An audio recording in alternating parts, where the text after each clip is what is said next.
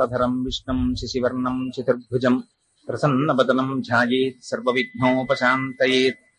గురుర్బ్రహ్మా గురుర్విష్ణుః గురుర్దేవో మహేశ్వరః గురుః సాక్షాత్ పరబ్రహ్మ తస్మై శ్రీ గురవే నమః. వ్యాసాయ విష్ణురూపాయ వ్యాసరూపాయ విష్ణవే నమో వై బ్రహ్మనిధయే వాసిష్ఠాయ నమో నమః. కూజంతం రామ రామేతి మధురం మధురాక్షరం ఆరుహ్య కవితా శాఖాం వందే వాల్మీకి కోకిలం. శృతిస్మృతి పురాణానాం ఆలయం కరుణాలయం నమామి భగవత్పాద శంకరం లోకశంకరం. వాగర్ధావివ సంపృక్తౌ వాగర్ధ ప్రతిపత్తయే జగత పితరౌ వందే పార్వతీ పరమేశ్వరౌ. సూక్తిం సమగ్రేతున స్వయమేవ లక్ష్మీః శ్రీరంగరాజ మహిషీ మధురైకటాక్షైః. వైదగ్ధ్యవర్ణగుణగుంభనగౌరవైర్యాం కండూలకర్ణకుహరాః కవయోధయంతి. శాంతాకారం భుజగశయనం పద్మనాభం సురేశం విశ్వాకారం గగనసదృశం మేఘవర్ణం శుభాంగం.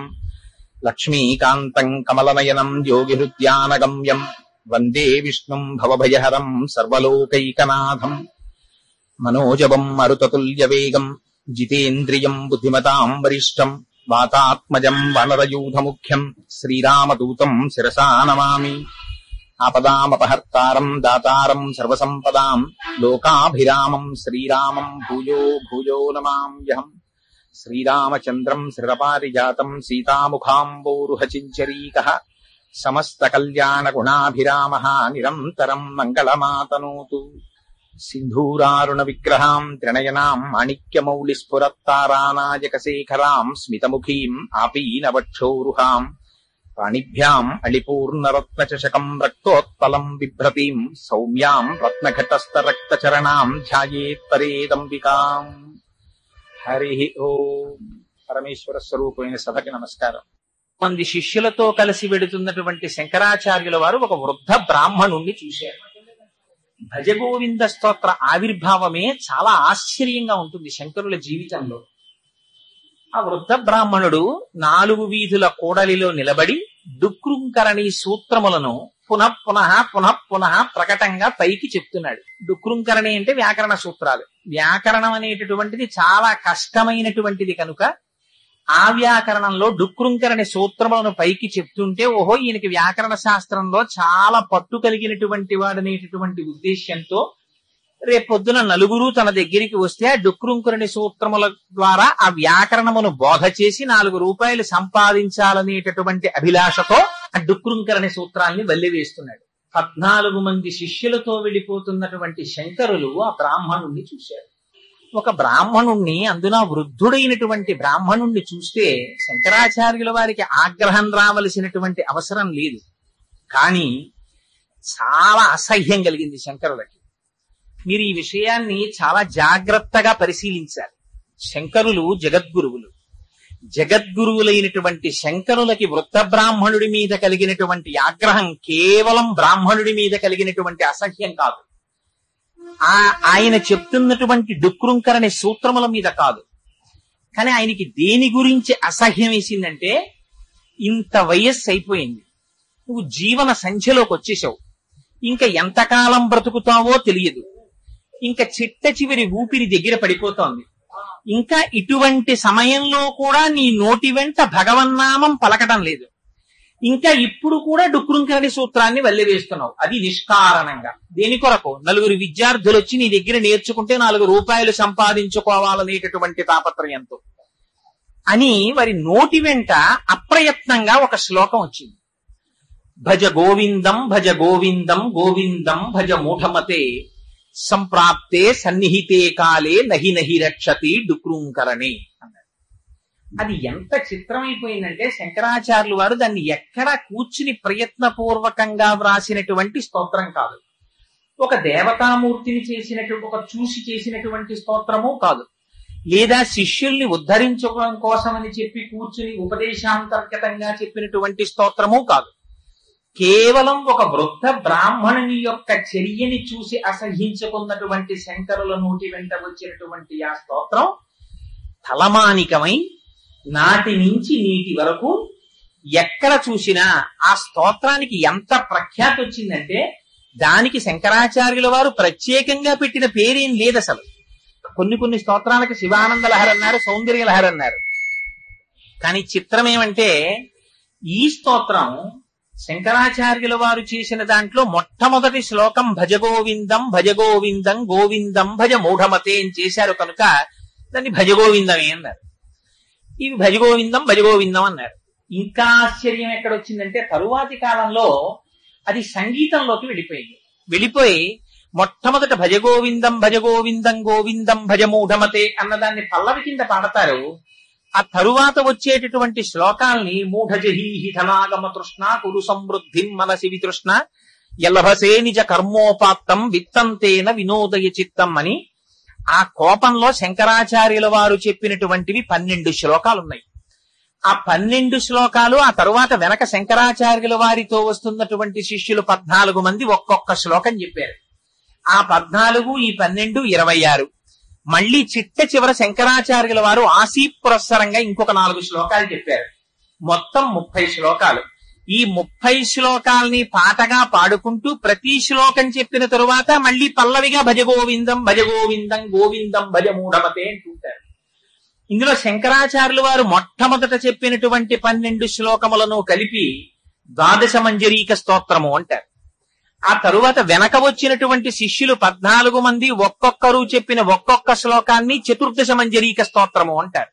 14 మంది చెప్పినవి 14 శ్లోకాలు, అవి చతుర్దశ మంజరీక స్తోత్రం. మళ్ళీ చివర శంకరాచార్యుల వారు 4 శ్లోకాలు చెప్పారు. వెరసి 30 శ్లోకాలు. చిత్రం శంకరులు చెప్పినవి ముందు 12, చివర 4, 16 శ్లోకాలు. షోడశోపచారములని మనం చేసే ఉపచారాలు భగవంతుడికి 16 ఉపచారాలు. భారతదేశంలో పుట్టినటువంటి ఏ మనుష్యుడికైనా సరే 16 సంస్కారములు.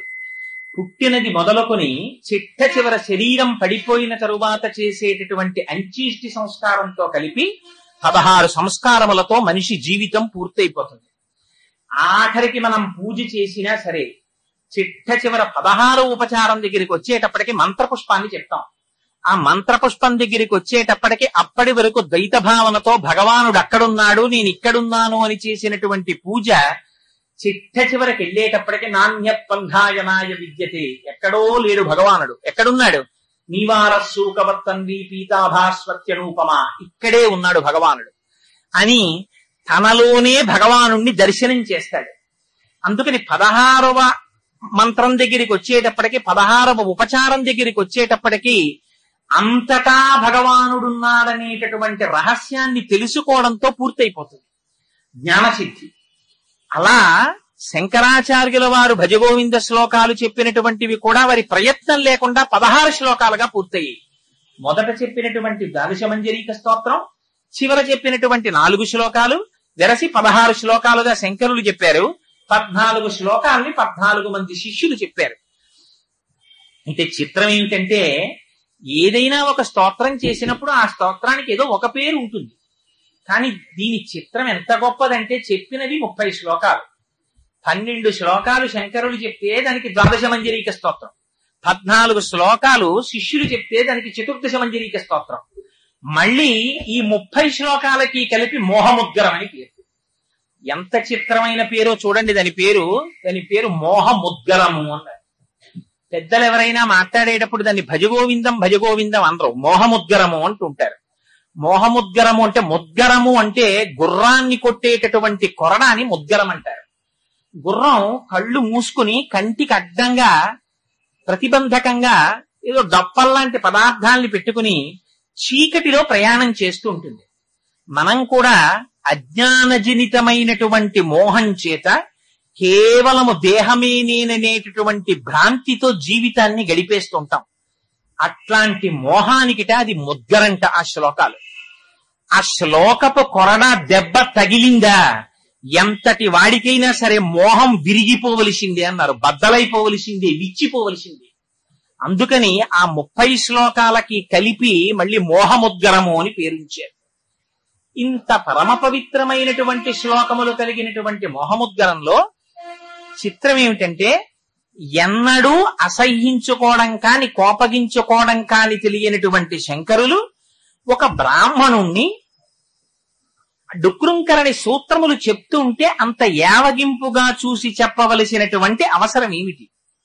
అంటే మోహముద్గరం చెప్పినప్పుడు శంకరాచార్యుల వారు జగదాచార్య స్థితిలో కూర్చుని ఉన్నారు. ఆ చూసిన బ్రాహ్మణుడు కేవలం ఒక బ్రాహ్మణుణ్ణి కాదు, సమస్త జగత్తుని ఆ బ్రాహ్మణుడిలో చూశారు. ఆయన చేస్తున్న డుక్రుంకరణి సూత్రాల్ని విమర్శించలేదు శంకరాచార్యుల వారు. డుక్రుంకరణి సూత్రములను అడ్డుపెట్టి యావత్ జగత్తుకి ఒక బోధ చేస్తున్నారు. ఎంత చిత్రమైన బోధ చేశారంటే అందులో శంకరుల యొక్క స్థితి గుకారశ్చంధకారస్తు రుకారస్థ నిరోధకృత్ అంధకార వినాశిత్వాత్ గురురుత్యభిధీయతే. గుకారం అంటే అంధకారం, రుకారం అంటే ఆ చీకటిని తీసేయడం. చీకటిలో ఉన్నంతసేపు తాడు తాడుగా తెలియదు, పాము పావుగా తెలియదు. పావులో తాడు కనపడుతుంది, తాడులో పాము కనపడుతుంది, భయానికి హేతు అవుతుంది. కానీ ఆ చీకటిని తొలగించగలిగినటువంటి స్థితి కలిగిన వాడు కేవలం గురువు ఒక్కడే. ఎందుచేత అంటే అనేక జన్మ సంప్రాప్త కర్మబంధ విదాహినే జ్ఞానానల ప్రభావేన తస్మై శ్రీ గురవే నమః గురుగీత. ఆయన కదిలి వచ్చేటటువంటి అగ్ని కొండలాంటి వాడు. ఆయన జ్ఞానాగ్ని చేత దగ్ధం చేస్తాడు మనలో ఉండేటటువంటి ఆ అజ్ఞానాన్ని. అందుకే ఒకసారి గురువు యొక్క దర్శనం అయిందా, ఒక్కసారి గురువు మాట చెవిలో పడిందా, అప్పటి వరకు ఉన్న అజ్ఞానము విచ్చిపోతుంది. అందుకే ఆధ్యాత్మికతకి సంబంధించినంత వరకు ఎన్ని పుస్తకాలు చదవండి, దాని వలన వచ్చేటటువంటి విద్య విద్య కాదు. మరి ఏది విద్య? విద్ అంటే తెలుసుకోవడం. ఎవరో ఒకరు గురువు ఉండి తీరాలి. ఆ గురువు లేని విద్య గుడ్డి విద్య. రమణులు అంటుండేవారు, గురువు అంటేనే గురిని చూపించగలిగిన వాడు. ఆ గురి తెలియనంత కాలం మీరు ఎన్ని బాణములు ప్రయోగించండి, ఎన్ని గుళ్ళు కాల్చండి, మీకు కావలసినటువంటి లక్ష్యం మీద పడదు. ఒక్కసారి గురువుని నేర్పుతాడు గురువు. ఆ గురి తెలిసిందా, ఇంకా ఆ లక్ష్య సాధనలో ఏ విధమైనటువంటి ప్రమత్తతకి కాని, భయానికి కాని, అజ్ఞానానికి కాని, ఆందోళనకి కాని, ఆవేశానికి కాని అవకాశం ఉండదు. అంత స్పష్టంగా అర్థమవుతుంది. అందుచేత అటువంటి జగద్గురువుల స్థాయిలో ఉన్నటువంటి శంకర భగవత్పాదులు సర్వకాలముల యందు అంతటా బ్రహ్మమును చూడగలిగినటువంటి వారు. వారు పరమహంస. పరమహంస అన్న మాట ఎందుకు వాడతారు? హంసకి ఒక్కదానికే ఒక శక్తి ఉంది. నీటిని పాలని కలిపి తెచ్చి ఒక చోట పెడితే పాలని తాను తాగి నీటిని విడిచిపెడుతుంది హంస. మిగిలిన ఏ ప్రాణికైనా సరే మీరు పాలని నీటిని కలిపి తెచ్చి అక్కడ పెడితే ఇంకది పాలే, అందులోంచి నీటిని విడదీసి తాగలేదు. అలా హంస పాలని నీటిని విడతీసి సారభూయిష్టమైనటువంటి పాలని తాను త్రాగి సారరహితమైనటువంటి నీటిని విడిచిపెట్టగలిగినటువంటి శక్తి కలిగిన హంసలా బ్రహ్మమునందే ఉన్నటువంటి జగత్తునందు తాదాత్మ్యత చెంది మిగిలిన వారందరూ నశించిపోతుంటే జగత్తుకి అధిష్టానమై ఈ జగత్తు అంత ఏ బ్రహ్మములో ఉందో ఆ బ్రహ్మమును తాను తెలుసుకుని జగత్తుని విడిచిపెట్టగలిగినటువంటి వాడు పరమహంస అయి ఉంటాడు. అందుకని పరమహంస పరివ్రాజకాచార్య అంటారు. అటువంటి పరమహంస స్థితిలో ఉన్నటువంటి వారు శంకర భగవత్పాదులు. ఇక్కడ ఉన్న బ్రాహ్మణుడు ఒంటి మీద యజ్ఞోపవీతం ఉంది, త్రికాల సంధ్యావందనం చెయ్యవలసిన వాడు, బ్రహ్మమును గుర్తెరగవలసిన వాడు, వ్యాకరణ సూత్రములను వల్లివేస్తున్నవాడు, ఒంటికి వృద్ధాప్యం వచ్చినవాడు, రేపో మాపో మృత్యువు చేత గ్రసింపబడడానికి సిద్ధంగా ఉన్నవాడు. అటువంటి వాడు ఇంకా డుక్రుంకరణి సూత్రములను చెప్తున్నాడు. ఇప్పుడు చెప్పండి, శంకరాచార్యుల వారు అసహ్యించుకున్నది బ్రాహ్మణుణ్ణి అసహ్యించుకున్నారా? ఎంత వయస్సు వస్తున్నా సరే జగత్తుతో తాదాత్మ్యత చెంది ఇంకా రూపాయి సంపాదిద్దాం, ఇంకా రూపాయి సంపాదిద్దాం, ఇంకా కొడుకులకిద్దాం, ఇంకా మనవలకిద్దాం అనేటటువంటి భ్రాంతిలో జీవితాన్ని గడిపేటటువంటి ఈ జగత్తులో ఉన్న సమస్త మానవాళికి సందేశాన్ని ఇస్తున్నారా? సమస్త మానవాళికి సందేశాన్ని ఇస్తున్నారు. వారు నహి నహి రక్షతి డుక్రుంకరణే అన్నది వ్యాకరణ సూత్రాన్ని ఉద్దేశించడం లేదు.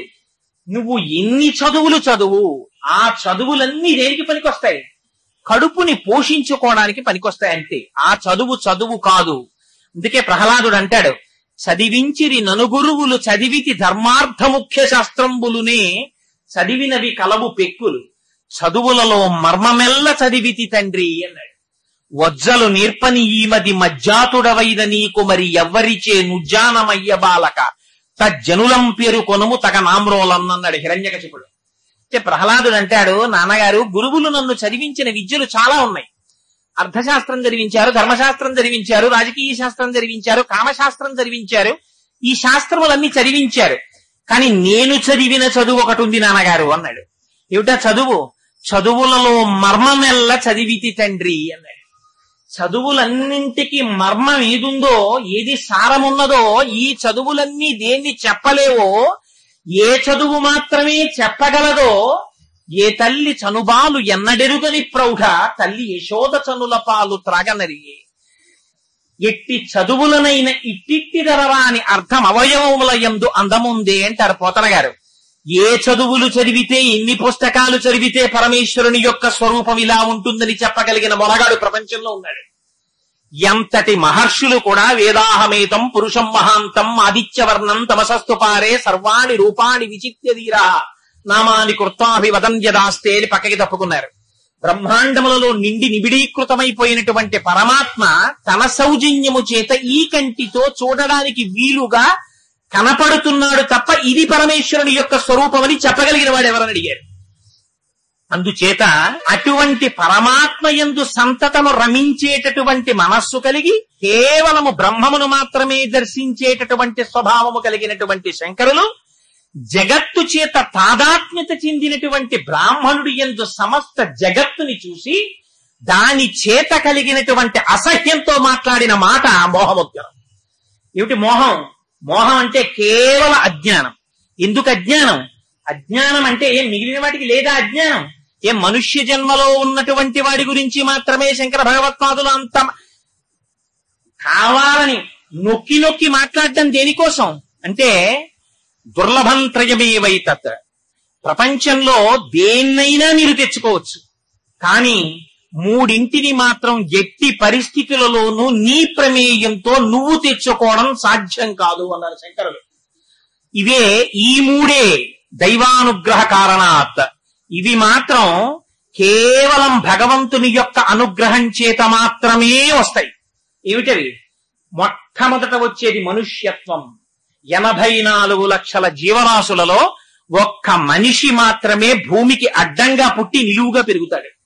మిగిలినటువంటి జీవకోటిలో ఏది కూడా భూమికి అడ్డంగా పుట్టి అడ్డంగా వెళ్ళిపోవలసింది. ఒక్క మనిషి మాత్రం అడ్డంగా పుట్టి నిలువుగా పెరుగుతాడు. ఊర్ధ్వగామి అయి తెలుసుకోవలసినటువంటి బ్రహ్మమును తెలుసుకోవడానికి ఉపకరించగలిగినటువంటి ఉపాధి ఇది ఒక్కటే. అందుకే దీన్ని ఋతుమంతము అన్నారు. దీనిలో ఉన్నప్పుడు మాత్రమే నువ్వు సత్యమును తెలుసుకోగలవు. ఇంత పరమ పవిత్రమైనటువంటిది మొట్టమొదటిది మనుష్యత్వం. ఎంతమందో పుడుతున్నారు మనుష్యులుగా. పుట్టిన వాళ్ళందరికీ ఎంతో మంది అసలు భగవంతుడనే వాడొకడు ఉన్నాడనేటటువంటి జిజ్ఞాస కలగక ముందే వెళ్ళిపోతున్నారు. హిరణ్యాక్షుడు అంటాడు, నిరాహార నివిష్ట పాంధుల క్రియం సంసార సంచారుల్ ఒత్తురు కూడి విత్తురు సదా సంగంబులేదొక్కచో సురుల్ పోయిడి త్రోవ పోయను భవత్సు నుండు తల్లి మహాశురుండాతడు తద్వియోగమునకు శోకింప నీకేటికిన్ అంటాడు. బాగా ఎండాకాలంలో ఆ వీధిలో చలివేంద్రం పెడతారు. అందరికీ దాహం వేస్తుంది. ఇటువైపు నుంచి ఇటువైపు వెళ్లేవాళ్ళు, ఇటువైపు నుంచి ఇటువైపు వెళ్లేవారు, ఇటు నుంచి ఇటు వెళ్లేవారు, అటు నుంచి ఇటు వచ్చేవారు, అందరూ చలివేంద్రం దగ్గర కలుసుకుంటారు. కలుసుకుని వాళ్ళకి ఎందుకు వస్తారు? దాహం కోసం వస్తారు. దాహం ఎలా తీరుతుంది? దేని వల్ల తీరదు. నీరు తాగితే తీరుతుంది. నీరు తాగుతారు. తాగి వెళ్లిపోయే ముందు, అయ్యా మేము వెళ్ళిపోతున్నామండి, మా చిరునామా ఇదండి, మీరు నీరిచ్చారు, చాలా కృతజ్ఞుణ్ణి అని ఏమైనా చెప్తాడా? వాడేం చెప్పడు. ఎంత గోప్యంగా వచ్చాడో అంత గోప్యంగా వెళ్ళిపోతాడు. అలా అమ్మా వీళ్ళందరూ సంసార సంచారులు ఒత్తురు కూడి విత్తురు సదా సంగంబు లేదు ఒక్కచో. ఒక భార్య ఒక పిల్లలు అనుకుంటున్నావా? ఎన్ని కోట్ల జన్మలైపోయాయో. లోపలున్న జీవుడే ఎంతమందితో సంసారం చేశాడో, ఎంతమంది పిల్లల్ని కన్నాడో, ఎంతమంది భార్యలతో తిరిగాడో, ఎంతమంది స్నేహితులు. వాళ్ళందరూ ఉండిపోయారా? ఎవ్వరు ఉండరమ్మా. అలా వెళ్ళిపోతుంటారు వాళ్ళు. సదా సంగంబు లేదొక్కచో సురుల్ పోయిడి త్రోవ పోయను భవత్సు నుండు తల్లి అన్నాడు. వాళ్ళు ఎవ్వరికి చెప్పా చెయ్యకుండా అకస్మాత్తుగా వెళ్ళిపోతుంటారు. మనకి ఇదో అలవాటమ్మా. ఎందుకమ్మా ఏడుస్తావు వీళ్ళని చూసి?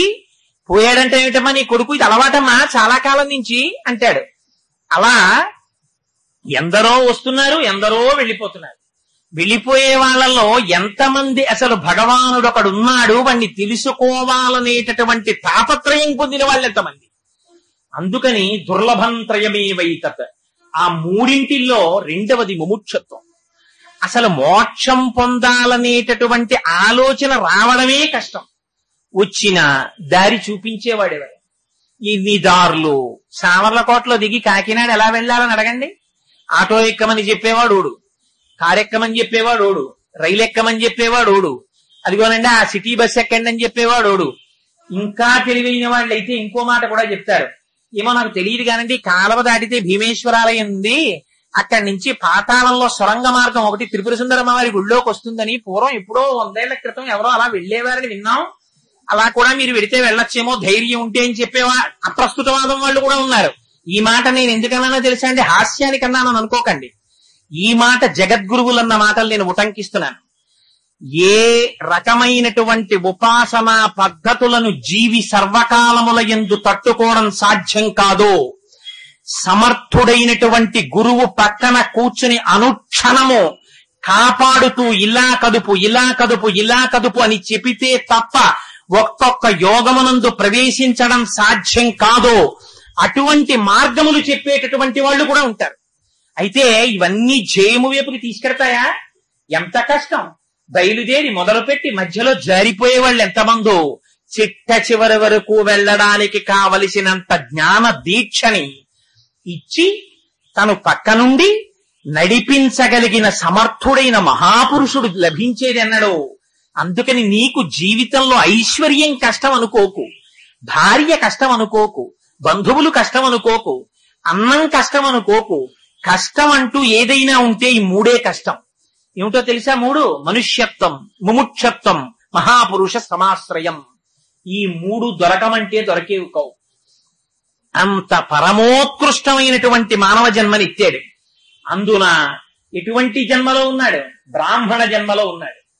మొహముద్గరం ఏదో కథాపరంగానో చాలా తేనె పూసినట్టు చాలా లలితమైనటువంటి మాటలతోటో ఉండదు. ఎందుకని? అజ్ఞానాన్ని చీల్చి చెండాడడానికి వచ్చింది మొహముద్గరం. తండ్రి గారే చాలా వృద్ధుడు, ఎవరిని దర్శనం చేస్తే పొద్దున్నే నమస్కారం చెయ్యాలో అటువంటి పుణ్యాత్ముడు, పూజనీయుడు. అటువంటి తండ్రి గారు ఇంట్లో ఉండగా ఇల్లు అంటుకుపోయింది. ఆ తండ్రి గారు లేచి గబగబా రాలేరు బయటికి. అటువంటప్పుడు అయ్యో నాన్నగారు బాగుండదు, నాన్నగారిని గబగబా కాళ్ళు చేతులు పట్టుకుని బయటికి ఇడిచేయడమా, వారిని చాలా గౌరవంగా తీసుకురావాలి అని ఆలోచిస్తే తగలబడిపోతాడు. అందుకని అప్పుడు తండ్రిని చూస్తారా, కాళ్ళు దొరికితే కాళ్ళు, జుట్టు దొరికితే జుట్టు, చెయ్యి దొరికితే చెయ్యి పట్టుకుని ఈడ్చేస్తారు బయటికి. ఇంత వృద్ధాప్యం వచ్చినా ఇంకా డుక్రుంకరణి సూత్రములను పట్టుకుని 4 రూపాయల కోసం వెంపర్లాడుతున్న దౌర్భాగ్యుడైన జీవుణ్ణి అడ్డుపెట్టి శంకరులు జగద్గురువుల స్థాయిలో చేస్తున్న హెచ్చరిక మహాముద్గరం. అందుకనిది తేలికైన భాషలో బుజ్జగింపుతో ఉండదు. మూఢ అని పిలిచినటువంటి శ్లోకములు ప్రపంచ సాహిత్యంలో లేవు. ఎవరు మాట్లాడినా సుమతి, వినురవేమ ఇలా మాట్లాడారు. శంకరులకొక్కరికే చెల్లింది. మూఢ, యూ ఫూల్ అని అడ్రస్ చేసి మాట్లాడారు. మూఢ జహీహితనాగమ తృష్ణ అన్నారు. అంటే దాన్ని తెల్లవారి లేస్తే భజనల కింద మన ఇంట్లో వింటున్నాం. నాగమ తృష్ణ అన్నారు. అంటే దాన్ని తెల్లవారి లేస్తే భజనల కింద మన ఇంట్లో వింటున్నాం. అంటే జగద్గురువుల యొక్క స్థాయి ఎలా ఉంటుందో మీరు ఊహించండి. అందుకనది మొహముద్గరమైంది. అందుకని అందులో ఉండేటటువంటి ఆ శ్లోకాలలో సారాంశం అలా ఉంటుంది. అందులో శంకరులు అంటారు, కేవలం ఆ మనుష్యుడిని ఉద్దేశించి మాట్లాడటం లేదు శంకరాచార్యులు వారు, సమస్త జీవకోటిని ఉద్దేశించి మాట్లాడుతున్నారు. అందుకని వారు అంటారు, భజ గోవిందం భజ గోవిందం గోవిందం భజ మూఢమతే. మూఢమతే అని పిలిచారు. ఓ మూఢుడా అన్నారు. ఏమిటి మూఢుడా అని పిలవలసిన అవసరం ఏమిటి? అంటే నువ్వు ఎంత కష్టపడి ఇక్కడ వరకు వచ్చావో తెలుసా? హాల్లో ఇన్విజిలేటర్ ఉంటాడు. వాడు 1 సంవత్సరం పాటు లాంగ్ టర్మ్ కోచింగ్ చదువుకుని ఎక్కడో నానా కష్టాలు పడి పరీక్ష రాయడానికి వస్తాడు. పరీక్ష రాయడానికి వచ్చిన తరువాత తీరా క్వశ్చన్ పేపర్ చేతిలో పట్టుకుని దిక్కులు చూస్తూ పిల్లాడు కూర్చున్నాడు అనుకోండి. అక్కడ ఉన్నటువంటి ఇన్విజిలేటర్ బాధ్యత కలిగిన వాడైతే ఏమంటాడు? ఎరా మూఢుడా, టైం అయిపోతోందిరా, గంటన్నరలో నీ ఫలితం తెలిసిపోతుంది, నీ జీవితం తెలిసిపోయే టైం రా, నువ్వు ఇంకా కూర్చున్నావా, చెయ్యి, వచ్చినవి చెయ్యి, బెల్ల కొట్టేసిన తర్వాత ఇంక నీ పేపర్ ఉండదు, చేతిలో లాగేస్తారు.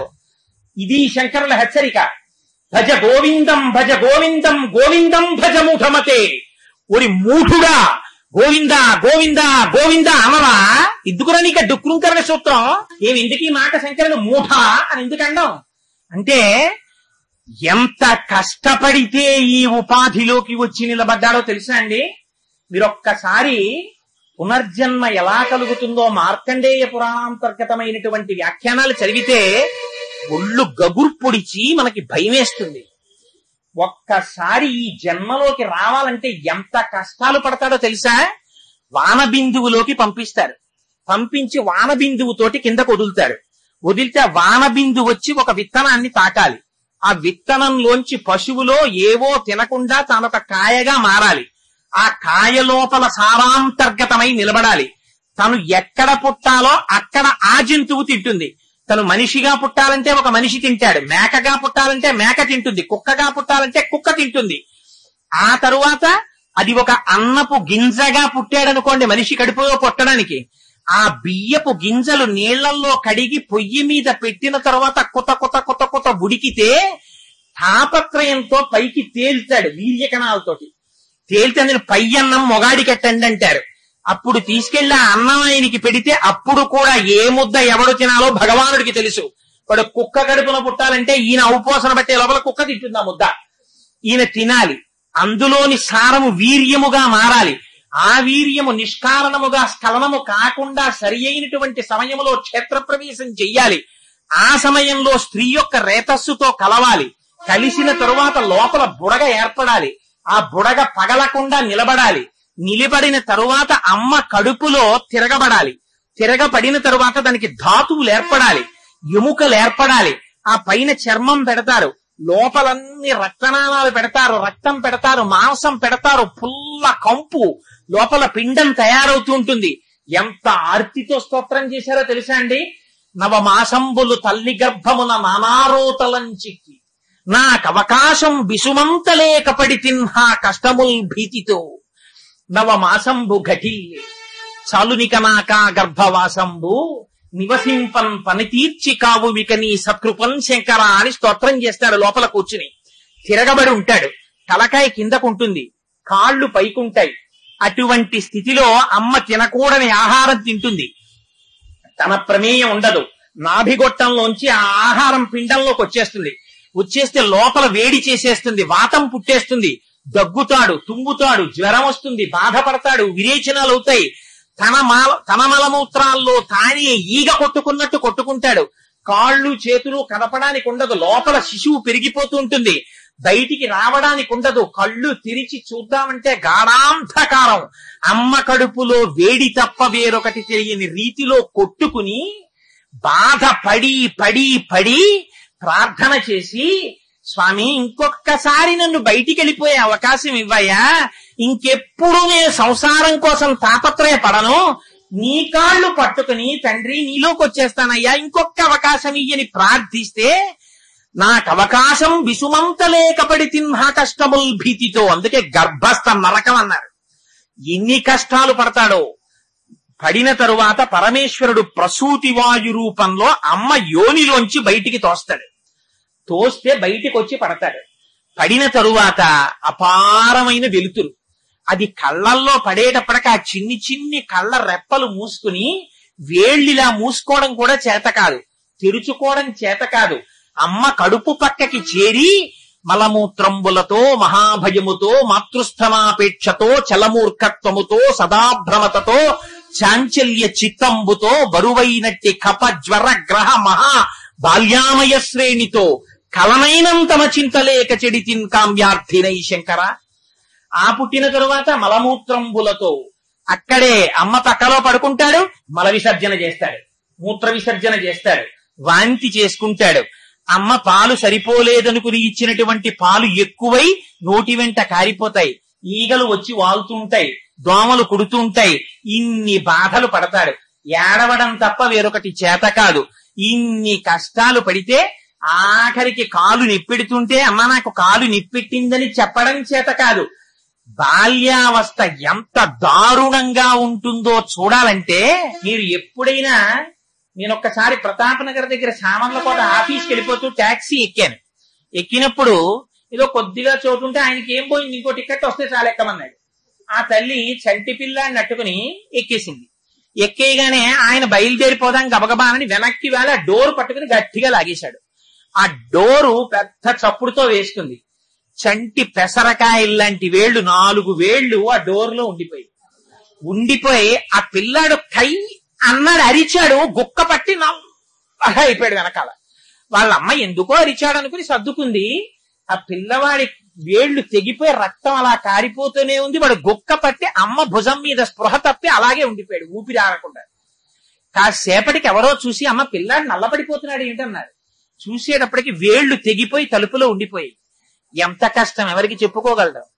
అమ్మకి చెప్పుకోవడం చేత కాని రీతిలో అన్ని కష్టాలు పడి మలమూత్రంబులతో మహాభయముతో మాతృస్థనాపేక్షతో చలమూర్ఖత్వముతో సదాభ్రమతతో చాంచల్య చిత్తంబుతో బరువైనట్టి కప జ్వర గ్రహ మహా బాల్యామయ శ్రేణితో కలనైనంతమ చింతలేక చెడితిన్ కామ్యార్థినై శంకర.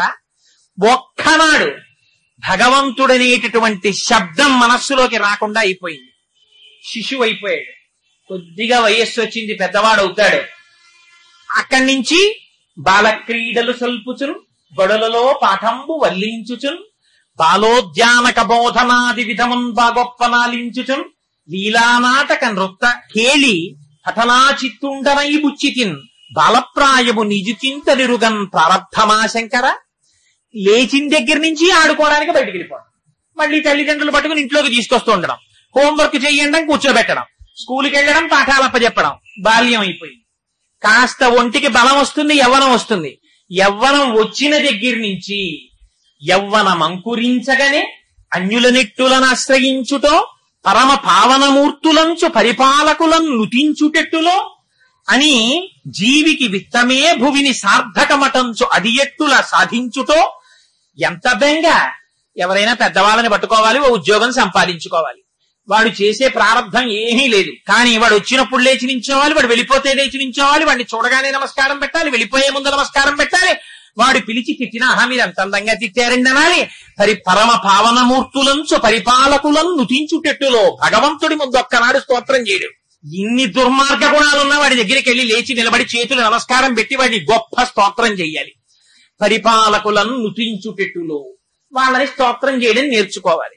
లేదా వీడికి వృద్ధి ఉండదు, అందుకని వాళ్ళని స్తోత్రం చేస్తాడు. భూమిని విత్తమే జీవికి. బతకాలంటే డబ్బులు కావాలి, అందుకని అదెలా సంపాదించాలో అని తాపత్రయపడ్డాం. అందుకని దాని గురించి తాపత్రయపడుతూ ఇవ్విధమేది దారి అని ఎంచుచు పుచ్చితి నయ్యశంకర. ఎలా ఈ డబ్బులు సంపాదించుకోవడం అని ఆలోచిస్తూ యవ్వనం అంతా అయిపోయింది. యవ్వనం చూస్తుండగా గడిచిపోయింది, వృద్ధాప్యం వచ్చేసింది. ఇంకేముంది, వృద్ధాప్యం వచ్చేసిన తర్వాత వృద్ధాప్యం వచ్చిన దగ్గర నుంచి దానంత చింత మరొకటి లేదు. పోని హాయిగా ప్రశాంతంగా ఏ పని లేదు, చెప్పేవాడు లేడు, చేసేవాడు లేడు, హాయిగా కూర్చోవచ్చు కదా అంటే అలా కూర్చోడు.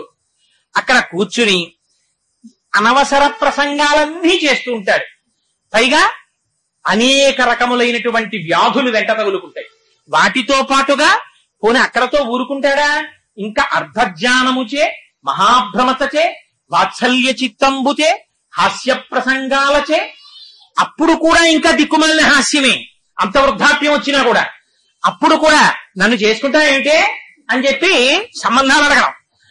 అప్పుడు కూడా ఇంకా రూపాయల గురించి చింత. అప్పుడు కూడా మీకు ఎలా బతకాలో తెలియకపోతే నా దగ్గరికి రండి, కౌన్సిలింగ్ చేస్తానంటూ ఉండడం. వీడి నోటి వెంట ఒక్కనాడు రాదేం భగవంతుడి నామం. ఇన్ని కష్టాలు పడి వచ్చావురా, ఇంత తాపత్రయ పడుతున్నావే వీళ్ళందరి కోసం. ఒకనాడు నువ్వు వెళ్ళిపోతావు, వెళ్ళిపోయినప్పుడు ఎంత గోప్యంగా వెళ్ళిపోతావో తెలుసా? నీ నిష్క్రమణం పరమేశ్వరుడికి తప్ప వేరొకడికి ఎవ్వరికీ తెలియదు. ఎంత రహస్యంగా వచ్చావో అంత రహస్యంగా వెళ్ళిపోతావు. ఆ వెళ్ళిపోయేటప్పుడు కాయము వీడి జీవుడకి కంపిత చిత్తత నీగుచుండా, ఓ నాయనయంచు నిజ నందన నందినులెల్ల నేర్చుచుండా, శరీరాన్ని విడిచిపెట్టేసి జీవుడు వణికిపోతూ భయపడిపోతూ యముడి యొక్క పాశములకు తగులుకుని వెళ్ళిపోతుంటే నాన్నగారు నాన్నగారు అని కొడుకులు కూతుళ్ళు ఏడుస్తుంటే కను దోయిని భాష్మములుక దుఃఖ మహాంభుది చొచ్చు పత్నియున్ కళ్ళ నిండా నీళ్లు పెట్టుకుని ఆయన వెళ్ళిపోతున్నారని భార్య ఏడుస్తూ నిలబడితే ఒక్కటి జ్ఞాపకం పెట్టుకో, కాయము వీడి రారు కదా కర్మము పుణ్యము తప్ప శంకర. వీళ్ళెవరైనా నీతో వస్తారనుకుంటున్నావేమో, నీ కొడుకు రాడు, కూతురు రాదు, కోడలు రాదు, నీ భార్య రాదు, ఎవ్వరూ రారు. నీ కాయము కూడా నీ వెంట రాదు. నీతో వచ్చేది ఏదైనా ఉంటే నువ్వు చేసిన పుణ్యం ఒక్కటే వస్తుంది. కర్మము పుణ్యము తప్ప శంకర. నువ్వేం చేశావో అది మూట కట్టి ఇక్కడ తగిలిస్తారు, నువ్వే పుణ్యం చేశావో ఇక్కడ తగిలించి వెలుతురు వెలిగిస్తారు. ఆ వెలుతురులో వెళ్ళిపోతావు, లేదా గాఢాంధకారంలో కొట్టుకుంటూ పోతావు. ఆనాడు ఎవ్వడు నీకు ఉపకారం చేసేవాడు ఉంటాడు. ఏమిరా ఇంత కష్టపడి మనుష్య జన్మనెత్తి బ్రాహ్మణుడవై పుట్టి త్రికాల సంధ్యావందనం చెయ్యవలసినటువంటి వాడివి, సంతతము భగవన్ నామము నోటి వెంట రావలసినటువంటి వాడివి, ఆ మాట అనకుండా డుక్రుంకరణి సూత్రములను పఠిస్తున్నావా? ఇంకా అవి వల్లె వేస్తే ఎవరో వచ్చి నీ దగ్గర వ్యాకరణం చేర్చుకుని 4 రూపాయలు ఇస్తారని తాపత్రయపడుతున్నావా? ఎంత ఆ ఆఖరికి కపంలో పడిపోయినటువంటి ఈగలా కొట్టుకుంటున్నావు కదరా. ఇది శంకరుల ఆక్రోశం. అందుకని భజ గోవిందం భజ గోవిందం గోవిందం భజ మూఢమతే. ఓరి మూఢుడా, ఎందుకొచ్చావో మర్చిపోయావు. కడుపులో ఉండగా ఏ ప్రమాణం చేశావో మర్చిపోయావు. ఎన్ని కోట్ల జన్మల నుంచి ఇలా తిరుగుతున్నావో మర్చిపోయావు. మళ్ళీ నా వాళ్ళు 4 రూపాయలు సంపాదించాలని మళ్ళీ పట్టుకుని బయలుదేరావు. ఇంత సంపాదించి నువ్వు పట్టుకెళ్లేదేముందో చూపించు. కారే రాజులు రాజ్యముల్ గెలువరే గర్వోన్నతిం పొందరే వారేరి సిరి మూట కట్టుకుని పోవంజాలిరే భూమిపై పేరైనం కలదే శిబి ప్రముఖులం ప్రీతిం యశక్కాములై ఈరే కోర్కెలు వరలం తలపరే ఈ కాలమున్ భార్గవ. ఎవరు ఇంతంత రాజ్యాలు పరిపాలించామన్నవాడు ఎవడు తనతో ఏం పట్టుకెళ్ళిపోయాడు? పట్టుకెళ్ళిపోయినటువంటిది ఒక్కటి లేదు.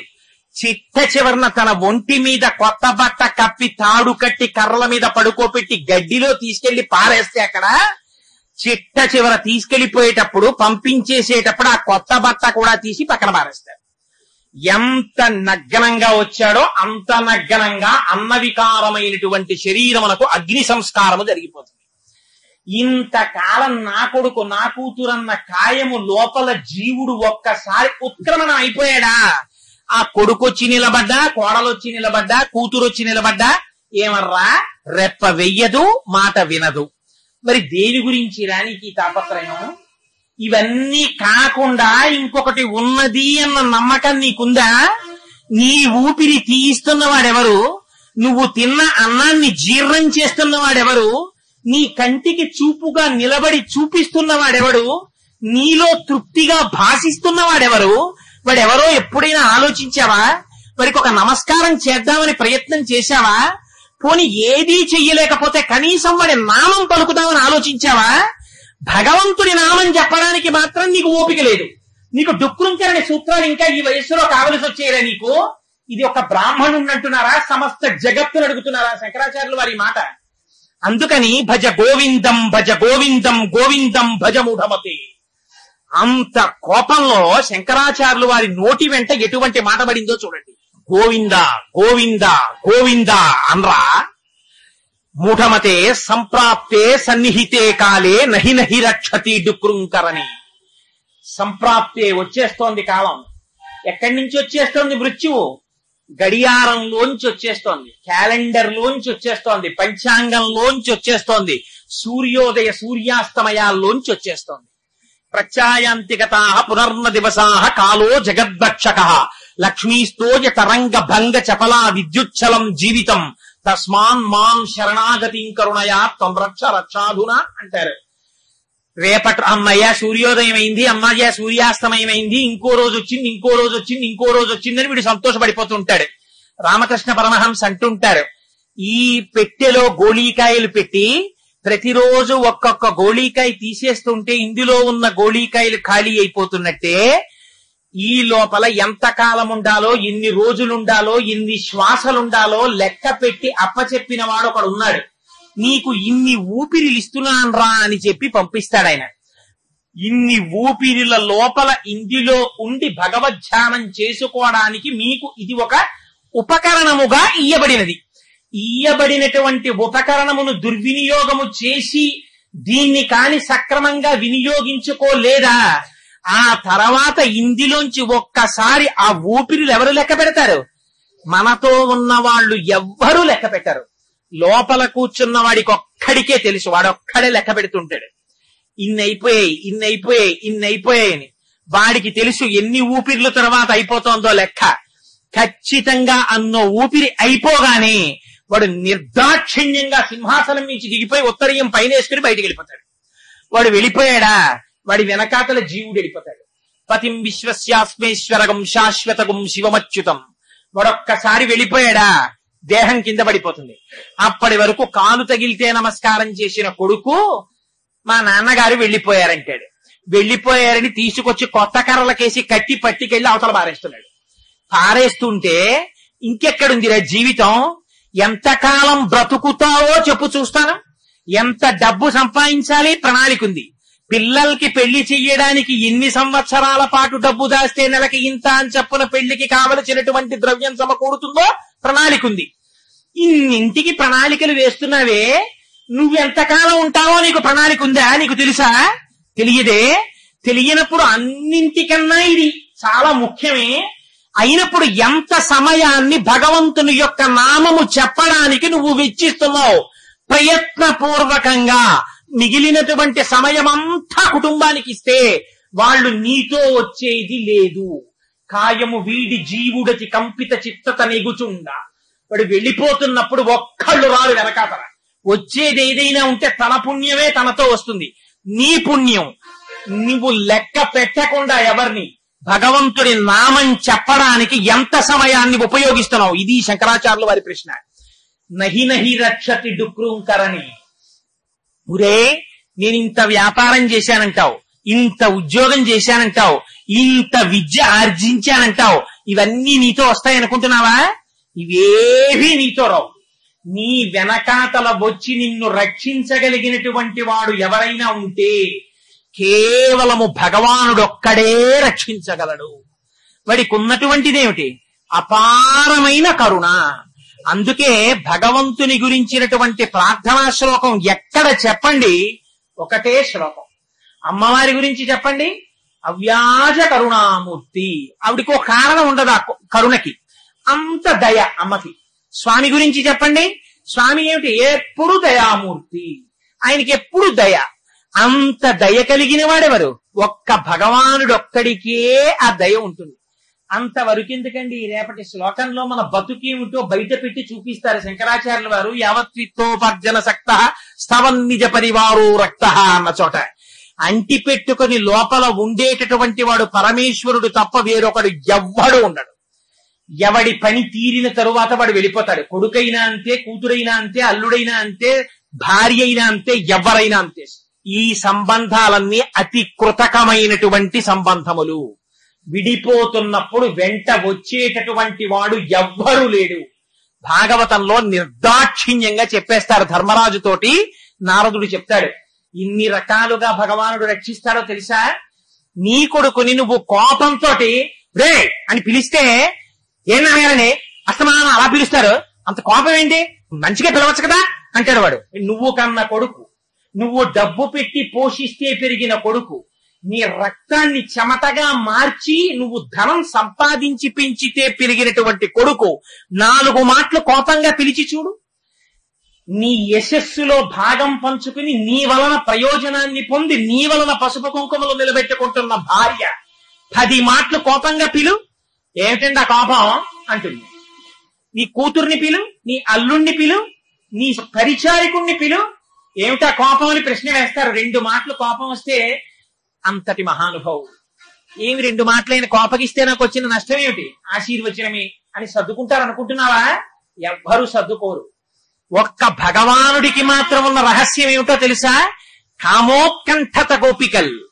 గోపికలు ఎలా ప్రేమించారో తెలుసా? పరమేశ్వరుణ్ణి కేవల కామంతో మోహించారు. అయినా ఇచ్చేశాడా లేదా? భగవానుడు మోక్షం ఇచ్చేశాడు.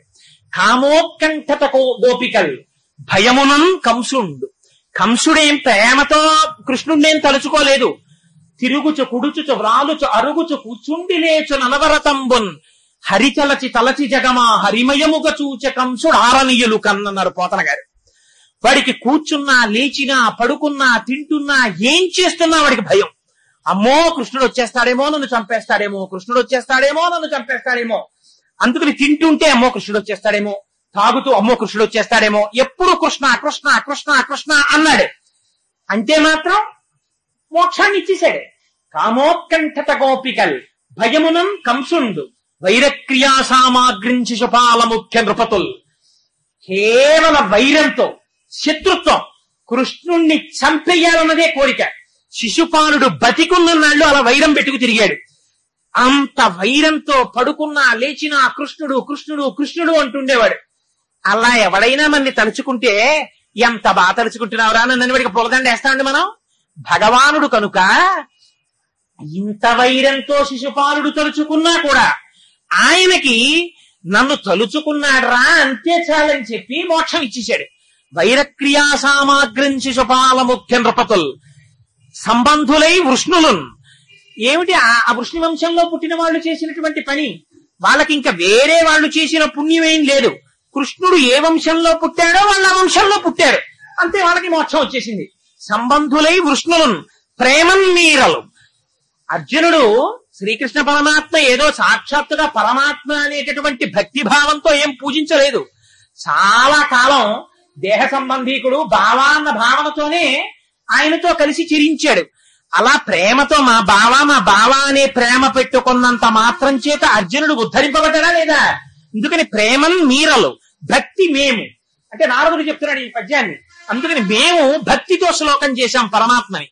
భక్తి మేము ఇదే చక్రింకంటి మెట్లైన ముద్ధామధ్యాన గరిష్ఠులైన హరిచందం వచ్చుధత్రీశ్వర. ఏదో ఒక భావనతో రోజు ఆ నామం చెప్పడం నేర్చుకో, నీకు ఇంకేం అక్కర్లేదు. వీళ్ళందరే భావనతో అన్నారు. కాముకత్వంతో గోపికలకి ఒళ్ళు పై తెలియలేదు అసలు. రాసలీల జరిగినప్పుడు నల్లని వాడు పద్మనయనం ములవాడు కృపారసమ్ముపై చిల్లెడు వాడు మౌళి పరిసర్పిత పించము వాడు చెల్వల మనధనమ్ము తెచ్చనో మల్లియలారమి పొదల మాటునలేడు కదమ్మ చెప్పరే అన్నారు. ఆఖరికి మల్లె మొక్కల దగ్గరికి వెళ్ళి ఓ మల్లె మొక్కల్లారా కృష్ణుడు మీ చాటున దాక్కున్నాడా చెప్పండి అని మల్లె మొక్కలను అడగడం ఏమిటి? పోనీ మల్లె మొక్కలను అడిగారంటే అర్థం ఉందనుకోవచ్చు. కనపడ్డ ప్రతి పూల మొక్కల్ని అడిగారు వాళ్ళు. వెళ్ళి పున్నాగ కానవే పున్నాగ వందితు తిలకంబ కానవే తిలక నిటులు ఘనసార కానవే ఘనసార శోభితు బంధూక కానవే బంధుమిత్రు మన్మథ కానవే మన్మథాకారుని వంశంబ కానవే వంశధరుని చందన కానవే చందన చర్చితు కుందంబ కానవే కుందరదను ఇంద్రభూజను కానవే ఇంద్ర విభవు కువల వృక్షయ కానవే కువలయేషు ప్రియక పాదవ కానవే ప్రియ విహారు అనుచు కృష్ణుని తలచి రయ్యబ్జముఖులు. కనపడ్డ ప్రతి పూల చెట్టు దగ్గరికి వెళ్ళి అడిగారు. మా కృష్ణుడున్నాడా మా కృష్ణుడున్నాడా మా కృష్ణుడున్నాడా అని అడిగారు. అడిగితే వాళ్ళందరూ మోక్షాన్ని పొందారా లేదా? మాధవం చాంతరేణంగనా గిద్ధిదా కల్పకౌ మండలే మధ్యగౌ సన్యగౌ వేణునా దేవకీ నందన అన్నారు. అలా అంగనకి మధ్యలో కృష్ణ పరమాత్మకి మధ్యలో అంగన ఉండి రాసలీలా వైభవాన్ని పొంది రాసలీలలో మోక్షస్థితిని అనుభవించారా లేదా? అనుభవాన్ని పొందారు. అందుచేత నీకు తెలిసి అను తెలియక అను, మీరు తెలిసి ముట్టుకోండి అగ్నిహోత్రం కాలుతుంది. అయ్యో నాకు తెలియదండి అది నిప్పని, తెలియక ముట్టుకున్నాడండి మా అబ్బాయి, అయినా అదేమిటండి అలా కాల్చేసింది, పసిపిల్లాన్ని కాల్చేయడమే, కాల్చేస్తుంది అంతే, అది దాని ధర్మం. అంతేకాని అయ్యో పాపం వాడి పిల్లాడండి వాడిని కాల్చేయడం ఏమిటంటే అగ్ని ఒకటి పట్ల చల్లగాను ఒకటి పట్ల వేడిగాను ఉండదు. అగ్ని అంటేనే వేడిగా ఉండాలి. భగవానుడు అంటే ఏమిటి? కవి పుష్పంబగు అగ్ని మంచగు నాకూపారం భూమిస్థలంబగు శత్రుండతిమిత్రుడౌ విషము దివ్యాహారమౌ నిన్నగా అవనీమండలి లోపలం శివ శివేచ్ఛాభాషణోల్లాసకిన్ శివ నీనామము సర్వవస్యకరమౌ శ్రీకాళహస్తీశ్వర అంటాడు దుర్జటి కాళహస్తీశ్వర శతకంలో. మీరు తెలిసి చెప్పండి తెలియక చెప్పండి, భగవన్ నామం చెప్పడానికి ఊపిరి అలవాటు పడిపోయిందా వాడు ఏం చేస్తుండనివ్వండి. మనస్సుకి ఒక ప్రత్యేకమైన బలమున్నది, ప్రత్యేకమైన బలహీనత ఉంది. అన్నిటికన్నా మనస్సుకున్నటువంటి గొప్ప బలం ఏమిటో తెలుసా అండి? మీరు చెప్పిన చోటికి అది వెళ్ళదు. దానికి అంటూ ఒక ఆలంబనం కావాలి, ఎప్పుడో దానికి ఒక ఆధారం కావాలి, పట్టుకు తిరుగుతుంది. కానీ మీరు ఎప్పుడు ఒకటే ఇచ్చారనుకోండి, ఇది విసుక్కుంటుంది, వదిలేస్తుంది, ఇంకో చోటు పోతుంది మళ్ళీ. అందుకని మార్చి మార్చి మార్చి మార్చి భగవంతుణ్ణే తీసుకెళ్లి ఇచ్చేస్తుంటారు. పొద్దున్న లేస్తాడు, కాసేపు సంధ్యావందనం అంటాడు, ఆ తర్వాత షోడశోపచార పూజ అంటాడు, ఆ తర్వాత గజేంద్ర మోక్ష పారాయణ అంటాడు, ఆ తర్వాత ఆఫీస్ కి వెడుతూ కూడా ఓసారి పూజా మందిరం దగ్గరికి వెళ్ళి నమస్కారం చేసి భగవాన్ బయలుదేరండి ఆఫీస్ కి అంటాడు. స్వామి తనతో వెంట వస్తున్నట్టు భావిస్తాడు, వచ్చి కూర్చుంటాడు, స్వామి ఆశీనులు కండి అంటాడు, పక్కన భగవానుడు కూర్చున్నట్టే మాట్లాడతాడు. తనకు ఇబ్బంది వచ్చిందా స్వామి, ఏమిటి కష్టం అంటాడు. నేను సేవింపక నాపదల్పొడమని నిత్యోత్సవం బబ్బని జలమాతృండనని సంసార మోహంబు పైకొనని జ్ఞానము కల్గని గ్రహగతులు కుందింపని మేలు వచ్చిన రాణి అవి నాకు భూషణములే శ్రీకాళహస్తీశ్వర. ఒకవేళ ఆఫీసులో ఎవరో తిట్టాడు అధికారి పిలిచి, ఓహో భగవాన్ ఎంత పాపం చేశానో, ఇలా పోయింది నా పాపం అంటాడు. అన్నిటికీ భగవానుడి తోడితే సంబంధం. హాయిగా ఇంటికి వస్తాడు, కాసేపు సాంబ సదా శివ సాంబ సదా శివ సాంబ సదా శివ సాంబ శివ. యజ్ఞం చెయ్యాలా, యాగం చెయ్యాలా? నామం చెప్పడం అలవాటు చెయ్యి, దాని ఎందుకు ప్రీతిని అలవాటు చెయ్యి. చేశావా ఏదో ఒక నామం, ఏకశబ్ద సమ్యజ్ఞాత సృష్ట ప్రయుక్త స్వర్గే లోకే కామదుగ్భవతి. ఈ నామం చెప్తేనే మోక్షం, ఆ నామం చెప్తే మోక్షం లేదని ఎక్కడ చెప్పలేదు శాస్త్రంలో. ఏ నామమైనా గొప్పది. అయితే మరి శంకరాచార్యులు వారు గోవిందా గోవిందా గోవిందా ఎందుకన్నారన్నదాన్ని మీకు విజ్ఞాపన చేస్తాను.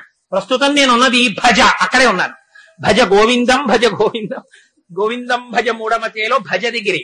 అందుకని ఆ మాటను భగవన్ నామం చెప్పు, భగవన్ నామం చెప్పావా అది నిన్ను ఉద్ధరించేస్తుంది. ఉద్ధరించి ఎందుకని ఆ వస్తువు అటువంటిది, ఆ వస్తువు క్రమంగా ఆ ఆలంబనం తీసుకుని మనస్సు దాన్ని పట్టుకోవడానికి అలవాటు పడిపోయిందా, ఇంకా దాన్నే పట్టుకుంటుంది. దాన్ని పట్టుకోవడం అలవాటు పడిందా, ఒకసారి చెయ్యి పట్టుకున్న తర్వాత విడిచిపెట్టడం దానికి చేత కాదు. పట్టి విడువరాదు నా చెయ్యి అంటారు త్యాగరాజు గారు. ఒకసారి పరమాత్మ కాని చెయ్యి పట్టుకున్నాడా ఇంకా మనస్సు అక్కడే అక్కడే అక్కడే అక్కడే తిరుగుతుంటుంది. మిగిలిన చోట్ల ఎంత తిరగనివ్వండి బంధంలో పడుతుంది, ఆయన దగ్గర ఎంత తిరగనివ్వండి అంత తృప్తిలోకి వెళ్ళిపోతుంది. అదే భక్తి. భక్తి అంటే ఏమిటి, ఏది జరుగుతున్నా ఒక్కొక్కడికి భార్య మీద ప్రీతి ఉంటుంది, వాడి పరుసులో ఆవిడ ఫోటో ఉంటుంది, వాడు ఆఫీస్కి వెళ్ళిపోతూ 1000 మాటలు ఆవిడతో మాట్లాడతాడు, బుజ్జగిస్తాడు, ముద్దులాడతాడు, సంతోషిస్తాడు, ఎదురు రమ్మంటాడు, ఎదురొస్తుంది, సాయంకాలం వచ్చేస్తాను బెంగెట్టుకోకంటాడు, మధ్యాహ్నం వచ్చేస్తాను బెంగెట్టుకోకంటాడు, ఆఫీస్కి వెళ్ళి ఫోన్ చేస్తానంటాడు, నా జేబులో సెల్ ఉంది నువ్వు ఫోన్ చేయంటాడు, నేను పలుకుతానంటాడు. ఇంత బాధలు పడి 30 ఏళ్ళు సంసారం అయ్యాక